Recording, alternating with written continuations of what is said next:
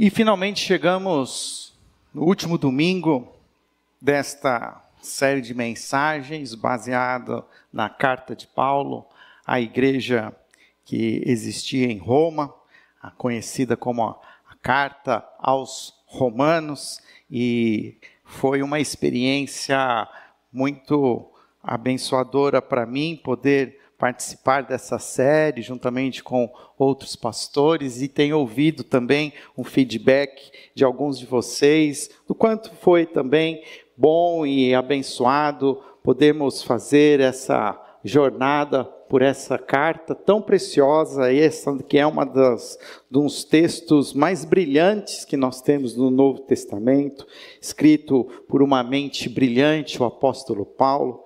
Você sabia que o apóstolo Paulo, ele é estudado na academia, ele é um filósofo muitas vezes reconhecido pelos acadêmicos e até mesmo o povo judeu. O judeu estuda os escritos de Paulo, porque Paulo também era considerado um rabino judeu. Um rabino que, aos olhos do judeu, ele propôs algo muito diferente, escandaloso, mas ele também, por seu valor acadêmico, ele é considerado também nas grandes universidades. E nós temos o privilégio de ter essa carta entre a coleção bíblica, e nós então estamos hoje encerrando essa série e praticamente vamos ter que deixar algumas coisas para um outro momento. Nós não vamos ter oportunidade de ser tão exaustivo como seria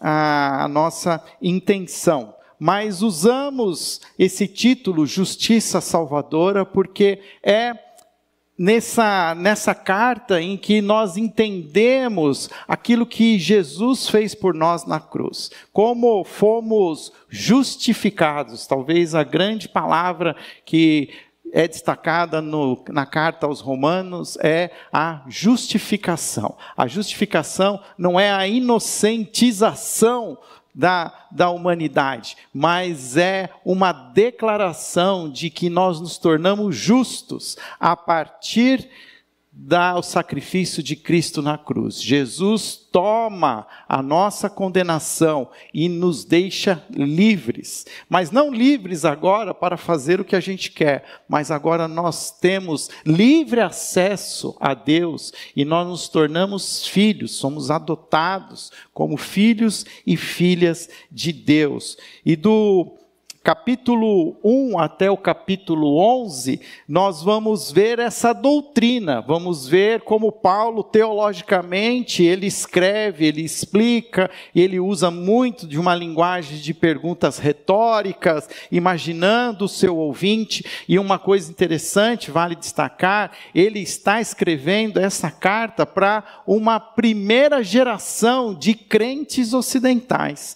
Pensar que Roma é o berço da civilização ali ocidental. Fábio, mas não tinha antes a Grécia? Tinha. E aí Roma, na verdade, bebe do mundo clássico, mas é a partir ali do Império Romano é que nós vamos ter ali a influência de um novo pensamento ocidental. E nós ali temos a primeira vez um texto que está sendo escrito para a nossa mente, essa mente que temos hoje, essa mente ocidental. E a partir do capítulo 12, Paulo, então, agora, ele começa a trazer aplicações práticas desta justiça salvadora. Como é que ela, de fato, ela se torna relevante nas nossas vidas? Uma coisa é termos conhecimento, outra coisa é praticarmos. Uma coisa é a teologia, outra coisa é a ética. Como é que isso pode fazer sentido, como isso se une? E a partir do capítulo 12 até o capítulo 16, Paulo, ele então traz para nós essa prática da justiça, que basicamente ela se resume em uma nova vida com novos relacionamentos. Se você olhar para a resposta que Jesus deu, quando lhe perguntaram qual era o maior mandamento, e ele responde: amarás o Senhor teu Deus, todo o seu coração, e ao próximo como a ti mesmo. Jesus não só resume todos os mandamentos nesses dois, mas ele também foca em relacionamento. Ele diz que, na verdade, você deve ter um relacionamento coerente com Deus e um relacionamento também coerente com as pessoas. Um relacionamento vertical com o Senhor e um relacionamento horizontal com o próximo. E Paulo vai usar isso. Falou, olha, a partir de tudo aquilo que Deus fez por nós, a partir dessas, ele diz lá, portanto, rogo-lhes pelas misericórdias de Deus. Assim ele começa o capítulo 12. Depois de tudo que Deus fez por nós, a coisa mais lógica que nós podemos fazer agora é mudar a nossa maneira de nos relacionar. E esses relacionamentos, eles vão envolver o relacionamento com Deus, o meu próprio relacionamento comigo mesmo, o relacionamento com os meus irmãos e as minhas irmãs dentro de uma comunidade cristã, dentro da igreja, e também com aqueles que estão fora da igreja, com outros, com as pessoas difíceis. O texto usa a palavra inimigos, aqueles que de alguma maneira acabam nos machucando, acabam trazendo para nós traumas. Há toda uma aplicação prática. Se você perdeu alguma dessas mensagens, eu incentivo você a visitar o nosso canal no YouTube. Nós temos todas essas mensagens, elas foram editadas e elas estão não só no nosso canal no YouTube, mas também no Spotify, com um áudio que você pode então ouvir enquanto dirige, enquanto faz alguma prática esportiva. Enfim, há muitas oportunidades. E no capítulo 13... ele continua, e nós falamos dele no domingo à noite, quando esses novos relacionamentos precisam também fazer sentido como cidadãos, porque nós continuamos aqui na terra, nós continuamos brasileiros, nós continuamos como cidadãos, tendo que nos relacionar, e também com as autoridades. Pensar que quando Paulo escreve essa carta, a grande autoridade constituída humana era o imperador romano. Imagina para a igreja como ela deveria se relacionar com esse imperador, com esses muitas vezes tiranos, déspotas, que mais matavam, políticas mais de morte do que políticas de vida. E Paulo fala para a igreja como ela deve se relacionar, e isso traz também aplicações práticas para nós como cidadãos. Hoje, eu quero falar do capítulo 14, que esses novos relacionamentos, eles também trazem também reflexos para esse novo relacionamento entre irmãos que pensam diferente. Abra sua Bíblia em Romanos capítulo 14. Romanos capítulo 14, algumas edições vão trazer um título para esse capítulo: Os fracos e os fortes. Mas eu também, para podermos ampliar o nosso entendimento, eu quero dar como título um novo relacionamento entre irmãos que pensam diferente. Vamos ler juntos os primeiros versículos. Romanos capítulo 14, a partir do verso 1, diz assim: aceitem o que é fraco na fé, sem discutir assuntos controvertidos. Um crê que pode comer de tudo, já outro, cuja fé é fraca, come apenas alimentos vegetais. Aquele que come de tudo não deve desprezar o que não come, e aquele que não come de tudo não deve condenar aquele que come, pois Deus o aceitou. Quem é você para julgar o servo alheio? É para o seu Senhor que ele está em pé ou cai, e ficará em pé, pois o Senhor é capaz de sustentar. Há quem considere um dia mais sagrado que o outro, há quem considere iguais todos os dias. Cada um deve estar plenamente convicto em sua própria mente. Aquele que considera um dia como especial para o Senhor, assim o faz. Aquele que come carne, come para o Senhor, pois dá graças a Deus. E aquele que se abstém, para o Senhor se abstém e dá graças a Deus. Pois nenhum de nós vive apenas para si, e nenhum de nós morre apenas para si. Se vivemos, vivemos para o Senhor, e se morremos, morremos para o Senhor. Assim, quer vivamos, quer morramos, pertencemos ao Senhor. Por esta razão, Cristo morreu e voltou a viver, para ser Senhor de vivos e mortos. Portanto, você, por que julga o seu irmão? E por que despreza o seu irmão? Pois todos compareceremos diante do tribunal de Deus, porque está escrito: Por mim mesmo jurei, diz o Senhor, diante de mim todo joelho se dobrará e toda língua confessará que sou Deus. Assim cada um de nós prestará contas de si mesmo a Deus. Portanto, deixemos de julgar uns aos outros. Em vez disso, façamos o propósito de não colocar pedra de tropeço ou obstáculo no caminho do irmão. Como alguém que está no Senhor Jesus, tenho plena convicção de que nenhum alimento é por si mesmo impuro, a não ser para quem assim o considere. Para ele é impuro. Se o seu irmão se entristece devido ao que você come, você já não está agindo por amor. Por causa da sua comida, não destrua o seu irmão por quem Cristo morreu.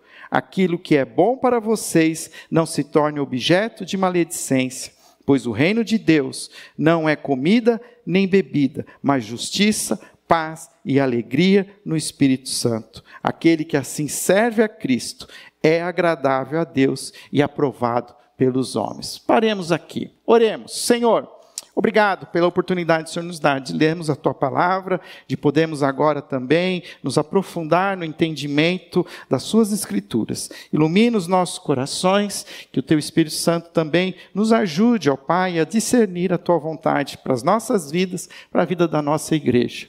Em nome de Jesus. Amém.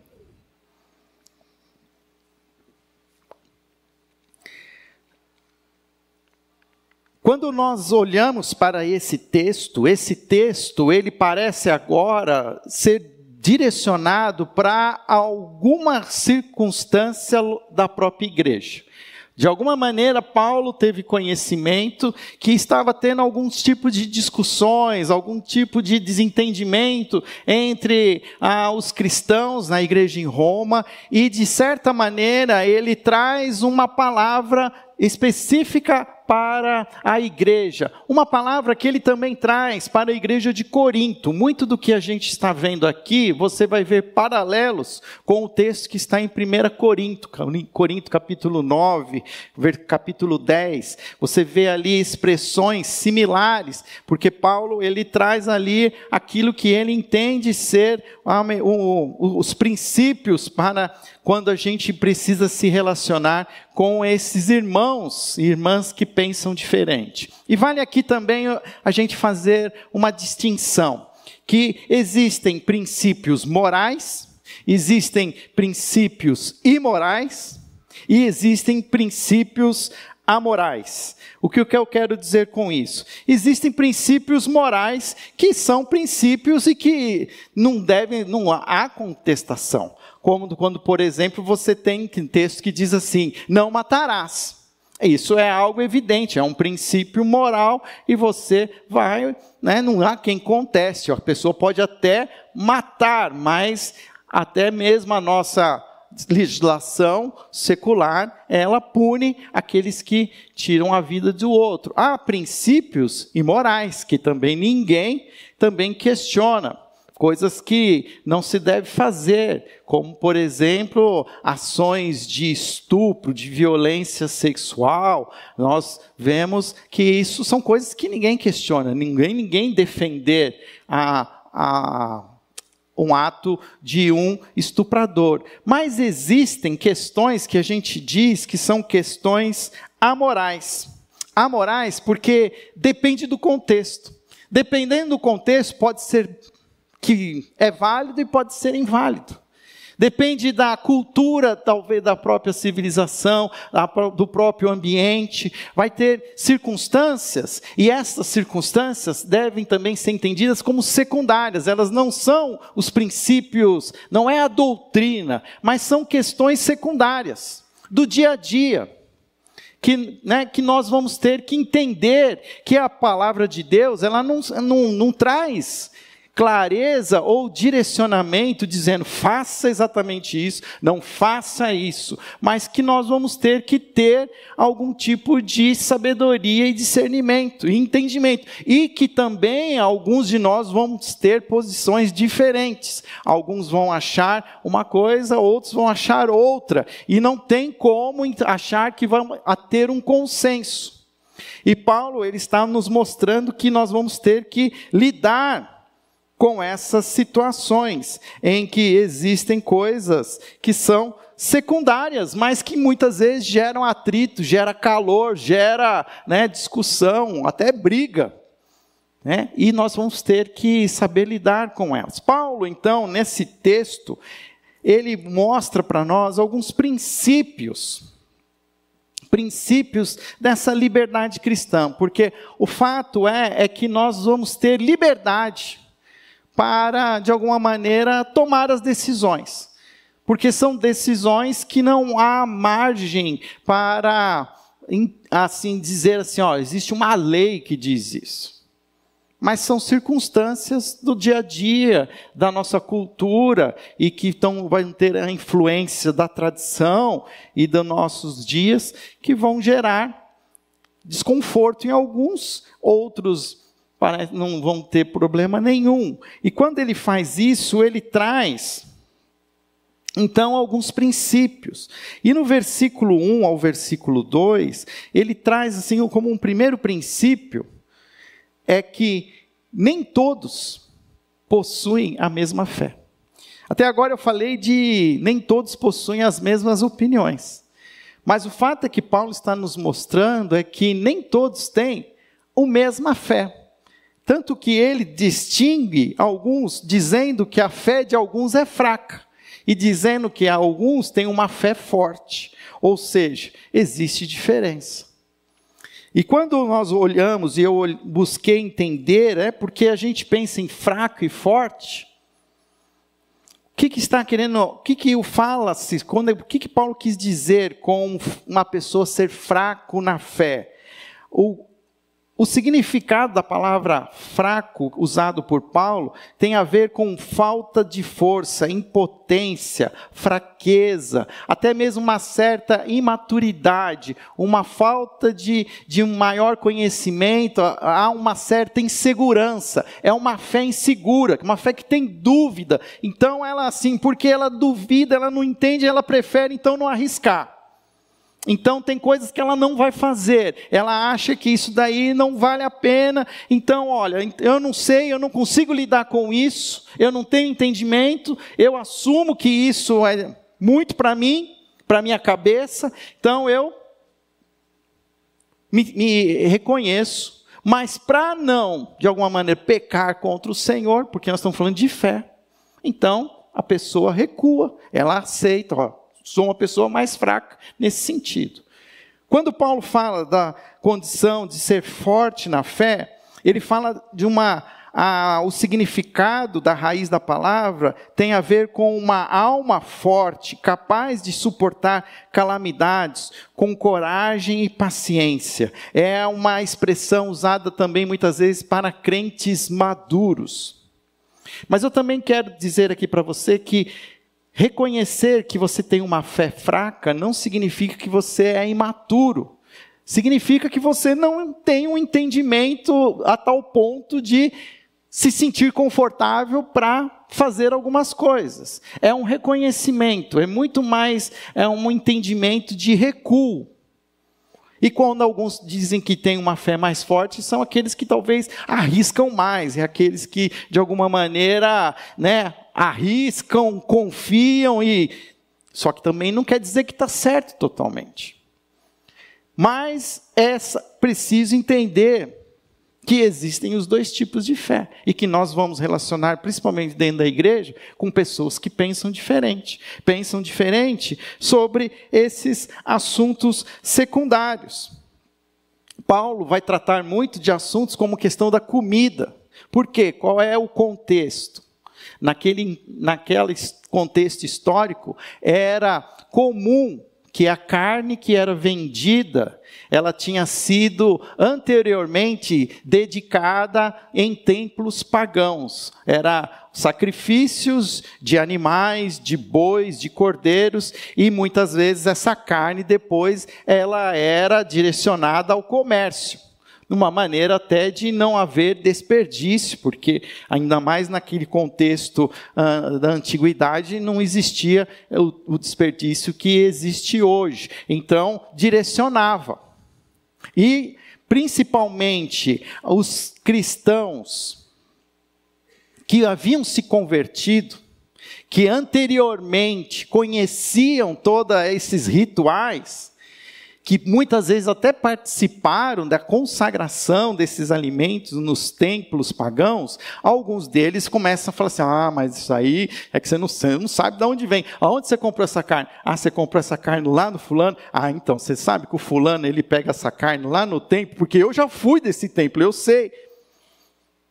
Mas também tinha aquele que simplesmente ia lá, promoção, né, picanha, a R$20 o quilo, aí falou, tô dentro, né?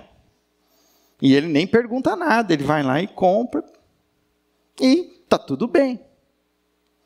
Há também aqui um entendimento que há uma discussão, inclusive, por exemplo, com questão do dia. Nós lemos aqui, uns diz que o dia mais sagrado é outro diz que é outro, por quê? Estava tendo aquela discussão também entre os judeus que haviam se convertido ao cristianismo.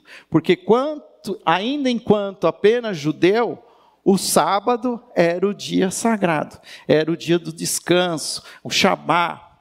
Mas a partir da ressurreição de Cristo, os cristãos começam a se reunir aos domingos, no dia da ressurreição do Senhor. Até porque eles ainda, também estavam, de alguma maneira, influenciados pela própria cultura judaica, eles tentavam achar um momento para poder ir ao templo, mas o templo era ocupado pelos judeus no sábado, no dia do Shabá. No domingo estava liberado, e aí os cristãos, no início da era cristã, eles também buscavam se reunir no pátio do templo aos domingos, trazendo à memória a ressurreição de Jesus. E aí começa a haver discussão, não, porque eu acho que a gente tem que manter o sábado, não, porque o sábado ele é importante, não, as coisas velhas ficaram para trás, diz que tudo se fez novo, e agora é domingo, dia da ressurreição. E essas são situações que elas são discutidas até hoje, verdade ou mentira?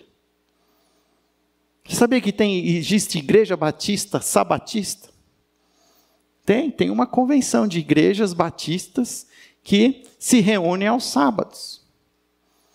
Porque eles entendem que ainda está vigorando o mandamento que diz, guardarás o sábado. Enfim, são discussões que não vão ter fim.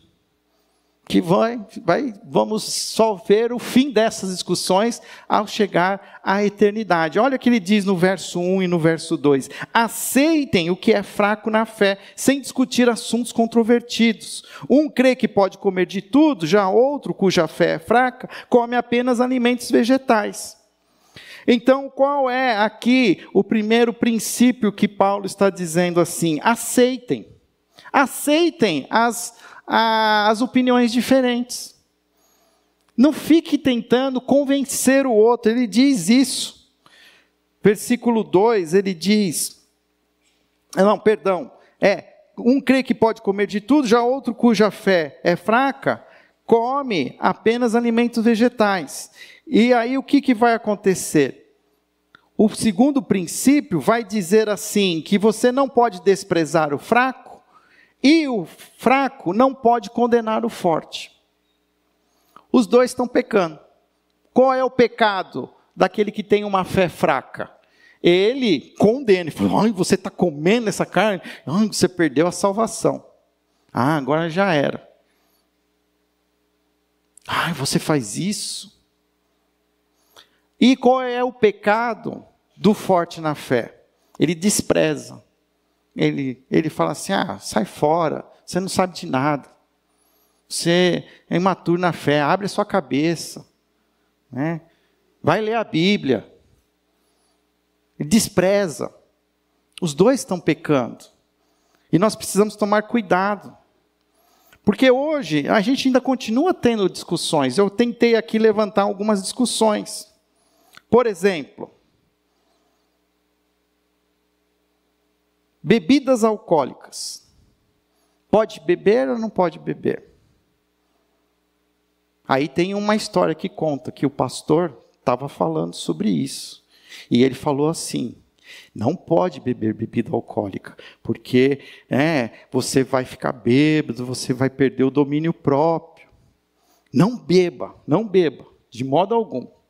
Aí um irmãozinho levantou a mão, falou, mas pastor, tem um texto que diz que Jesus transformou a água em vinho? Aí o pastor falou assim, tem. E de fato ele fez, mas ele não devia ter feito. Ou seja, tem algumas pessoas que vão entender que não. Até pela história, até por questões históricas. Aqueles que têm história na sua família, de pessoas alcoólatras, entendem que a melhor maneira é a abstinência. E que precisa ter um cuidado até mais assertivo. Então, qual é a melhor maneira? É se abster, e está tudo certo.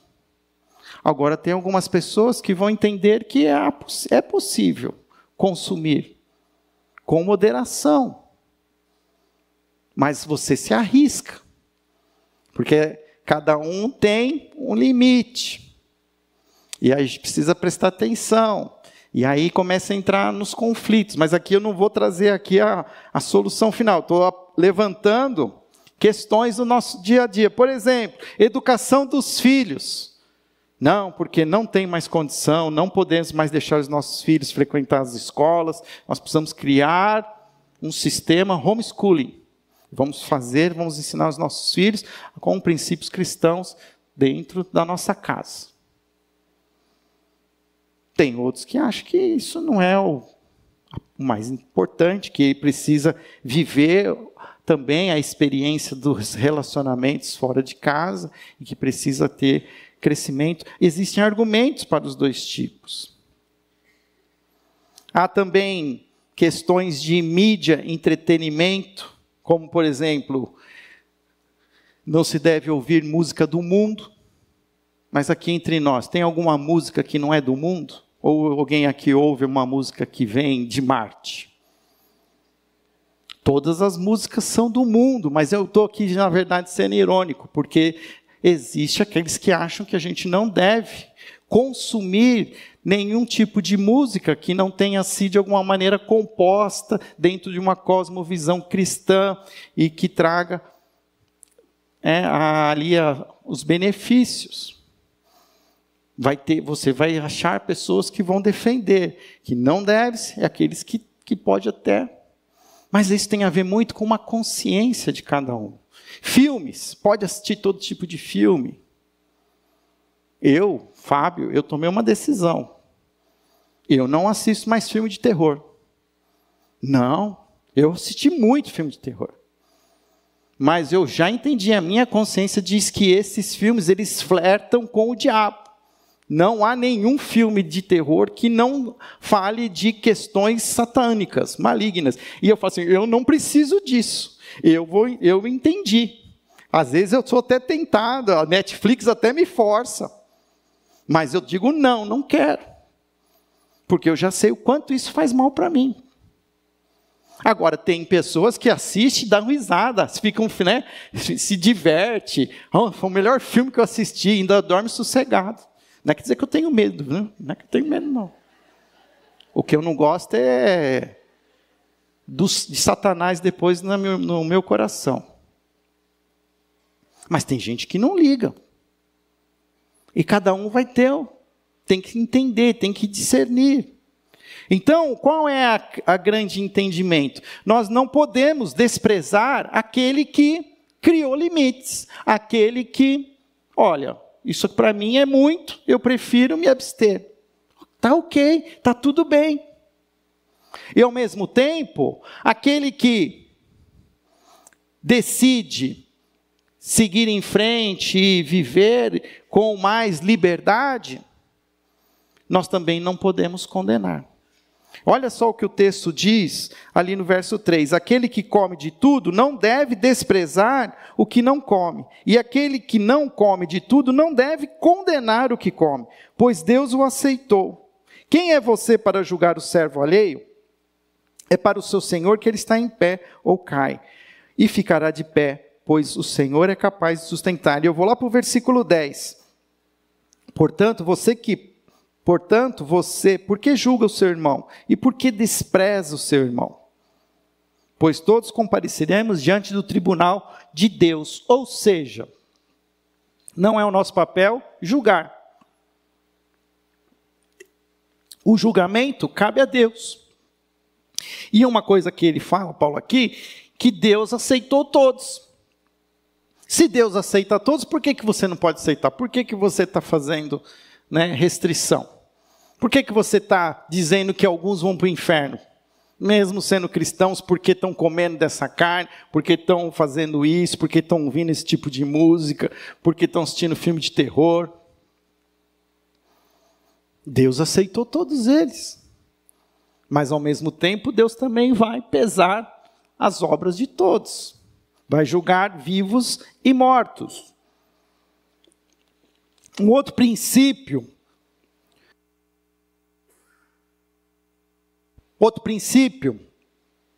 Cada um tem as suas próprias convicções. Então, o verso 3, ele diz assim, verso 5, ele diz assim, há quem considere um dia mais sagrado que o outro, há quem considere iguais todos os dias. Cada um deve estar plenamente convicto em sua própria mente. Aquele que considera um dia como especial para o Senhor, assim o faz. Aquele que come carne, come para o Senhor, pois dá graças ao Senhor. E aquele que se abstém, para o Senhor se abstém, e dá graças a Deus. E o versículo 22, eu entendo que ele também pode nos ajudar. Ele diz assim, assim seja, qual for o seu modo de crer a respeito dessas coisas, que isso permaneça entre Deus e você. Feliz é um homem que não se condena naquilo que aprova. Então, cada um de nós também tem que assumir as suas convicções. Tá bom, você acha que você pode lidar com a bebida alcoólica? Tá bom, é por sua conta e risco. Mas existe lá. Que isso não te domine. Se você pegar o texto lá de 1 Coríntios, ele vai dizer assim, todas as coisas me são lícitas, mas nem todas edificam. Todas as coisas me são lícitas, mas nem todas me convêm. E muitas vezes, em alguns momentos, mesmo que aquilo seja lícito, não é conveniente. E para mim não falar que eu estou falando dos outros, eu falo de mim mesmo. Eu gosto de dançar. E me acho um bom dançarino. Poucos de vocês sabem disso. Porque eu não saio por aí dançando. Porque não é conveniente. Em alguns momentos eu vou em festa de casamento e fica lá e toca lá algumas músicas lá que sou louco para entrar na pista de dança.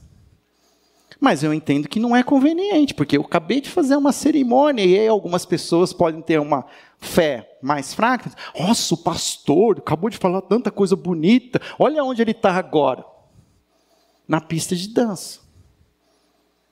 Então, dificilmente vocês vão me ver numa pista de dança. A pista de dança, ela existe em algum lugar que vocês não enxergam, que vocês não veem. E o que o coração não vê, o que os olhos não vê, o coração não sente. Simples assim. E eu vou lidar com o Senhor, com as minhas convicções. Porque o texto diz assim, aquele que come carne, come para o Senhor, pois dá graças a Deus. Aquele que dança, dança para o Senhor. Aquele que assiste os filmes, assiste para o Senhor. Se você consegue assistir o filme de terror com o Senhor, ótimo. Eu não consigo. Alguns vão ter outras concepções. Prática, por exemplo, uma coisa que a gente discute muito também, prática esportiva. Pode jogar bola no domingo? Até um tempo atrás existia um seminário bíblico que proibia os jogos de futebol no domingo nas suas instalações, porque os seminaristas não podiam jogar bola no domingo. E esses mesmos seminaristas também não podiam ir no cinema. Eles assistiam tudo que eles podiam até entrar no seminário. Depois só podiam alugar fita de vídeo.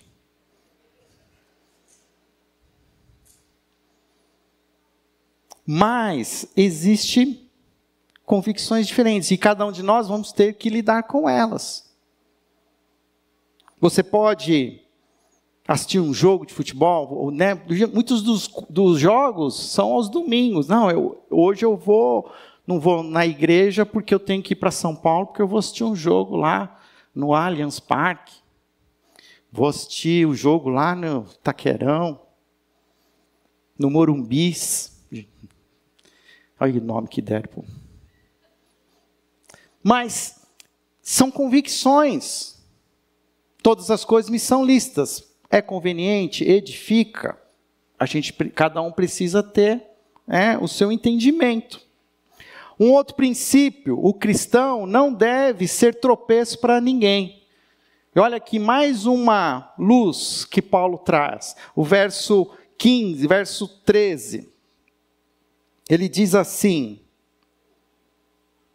portanto, deixemos de julgar uns aos outros. Em vez disso, façamos o propósito de não colocar pedra de tropeço ou obstáculo no caminho do irmão. Como alguém que está no Senhor Jesus, tenho plena convicção de que nenhum alimento é por si mesmo impuro, a não ser para quem assim o considere para ele impuro. Se o seu irmão se entristece devido ao que você come, você já não está agindo por amor. Por causa da sua comida, não destrua o seu irmão, por quem Cristo morreu. Aquilo que é bom para vocês não se torne objeto de maledicência. Então aqui também Paulo nos ajuda nesse discernimento, dizer assim, olha, cuidado que aquilo que você faz, que você acha que não tem problema, se isso cria confusão, cria uma crise de fé na cabeça do seu irmão. Então, se isso vai criar, ou ele diz, uma pedra de tropeço, porque qual é a ideia?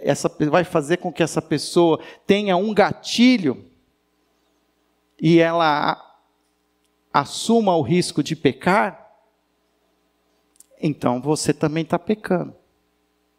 Qual é um exemplo prático? Um crente em Cristo, que é alguém que era um alcoólatra, em recuperação. Aí você fala para ele, não tem problema, pode beber. Ele fala, não posso beber. Não, pode beber, só uma cervejinha. E aí, só que para ele, uma cervejinha é o suficiente para ter uma recaída. O que você foi? Pedra de tropeço. Então nós precisamos entender que muitas vezes as minhas convicções, eu preciso tomar também cuidado para não propor ao outro pecado.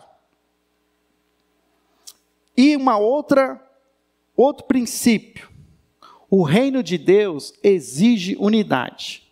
E essa unidade, ela também precisa ser entendido na diversidade. Olha o que ele diz, aqui eu fui muitos versículos, né?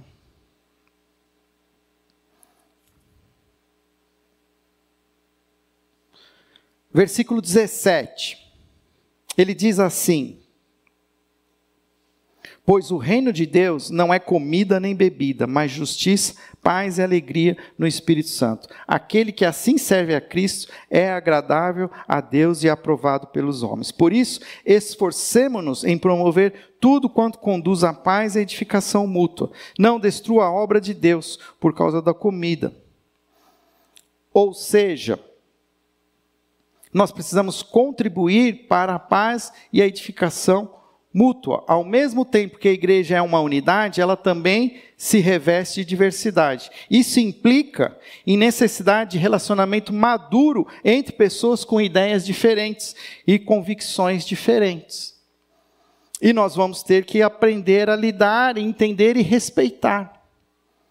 E não tentar convencer o outro, nem julgando e nem desprezando. É um desafio?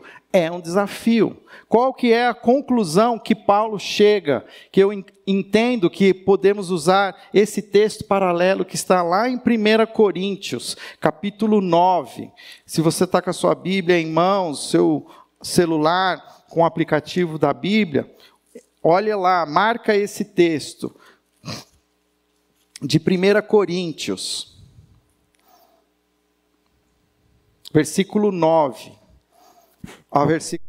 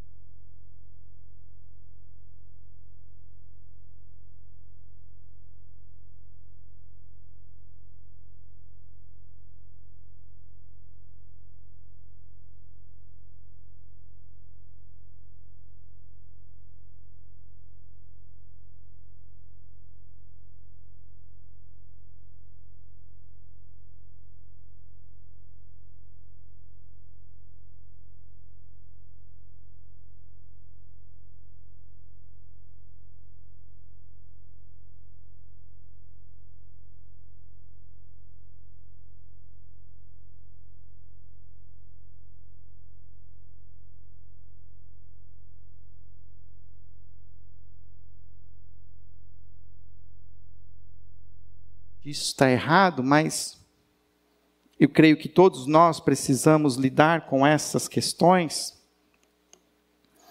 À noite, nós vamos entrar no capítulo 15. O capítulo 15, ele continua falando sobre os fortes e fracos, mas agora à luz da pessoa de Cristo. Ele vai trazer Cristo para essa discussão. Se você tem a oportunidade de estar aqui à noite, você será bem-vindo para continuarmos a conversar sobre esse tema. Se você não vier, você pode, como eu disse, consultar a nossa rede, o nosso portal e ouvir esta mensagem. Mas eu queria terminar esta mensagem pedindo para você pensar, refletir sobre o seu estilo de vida.